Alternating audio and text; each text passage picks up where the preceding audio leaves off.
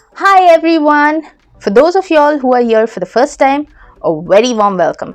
And for those of y'all who are faithfully coming back to watch my videos, welcome and thank you for coming back again.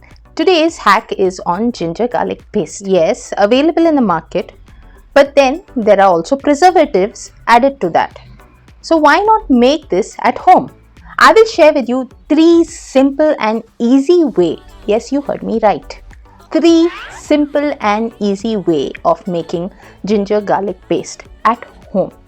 Only difficulty would be to remove the garlic peels as well as to remove the skin of the ginger. But then after that you have something without preservatives once you grind them by using any of these 3 methods. So if y'all want to know what are these 3 simple ways of making this paste, stay along with me till the end.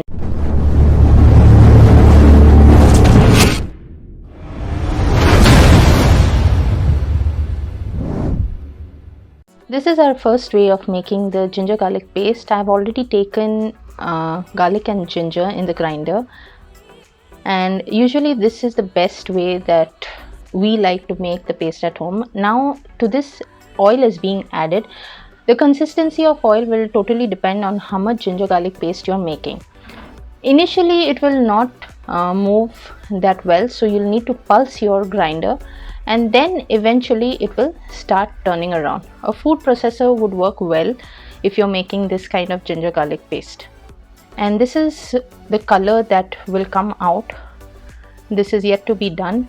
Once it's finished grinding, it will give you a very bright off whitish color of the ginger garlic paste, and the thickness is going to be an added advantage because of the oil. And once you start using this for your gravies or for preparing food, you'll notice how good it is.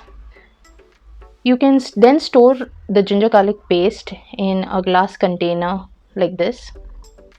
And let me tell you, this will not change color at all. It will remain the same color that you see it is in. Now we'll see another way of making this ginger garlic paste. I'm going to take the same grinder. I will add garlic, ginger, and to this we'll add now vinegar.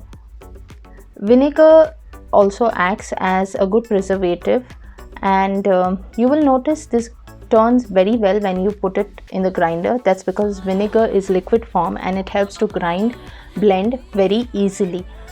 However, the consistency of this thing will be runny, and you will notice over time when you keep it in the fridge, it turns green in color. The third style also is easy. Take garlic and ginger, and to this now you will add water. You'll notice that it blends well because of the water. This will be the color of it, which will also change after a few days. How did you all like these 3 simple ways of making ginger garlic paste? Useful or not? Let me know in the comment section.